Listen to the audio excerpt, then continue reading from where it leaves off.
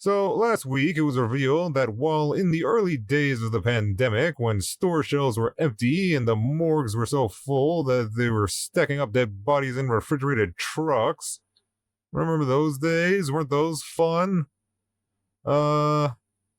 Trump was busy sending COVID testing machines, and let me be clear, since I keep seeing this being misreported, he didn't just send COVID test kits, he sent reusable COVID testing machines to Putin. These things. That means that Putin could test himself, his family, his staff, and anybody else he wanted an infinite amount of times. While regular Americans were desperate to just get their hands on those little disposable test kits, Trump was sending reusable COVID test machines to a murderous dictator whose favorite hobby is throwing his opponents out windows. But Trump has a long history of sucking up to dictators. After all, one of his favorite people to shout out at his rallies, besides Hannibal Lecter, is Viktor Orban, the president of Hungary, who also is widely considered to be a dictator. There's his ugly mug. You know what? I kind of see the resemblance between him and Trump. I was very honored as a man. Viktor Orban. Did anyone ever hear of him? He's probably like one of the strongest leaders anywhere in the world. And he's the leader of...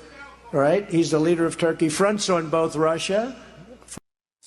Yeah, he's actually the leader of Hungary, not Turkey. But, you know, orange idiot doesn't even know which dictators he likes.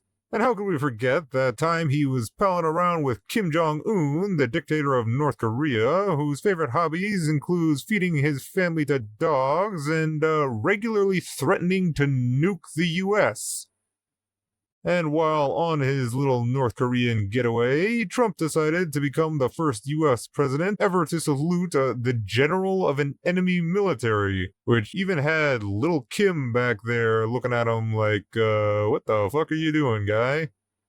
Anyway, back to Trump and his Russian butt buddy. Apparently, the two lovebirds are such good pals that Trump has had 7 phone calls with Putin since Trump left office. Which, by the way, is a clear violation of the Logan Act, which is a law that criminalizes the negotiation of a dispute between the United States and a foreign government by any unauthorized American citizen. But yeah, he was a big fan of the Logan Act when John Kerry was talking to foreign leaders, but now I guess not so much.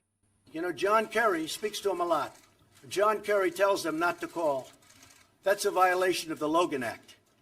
And frankly, he should be prosecuted on that. But my people don't want to do anything that's only...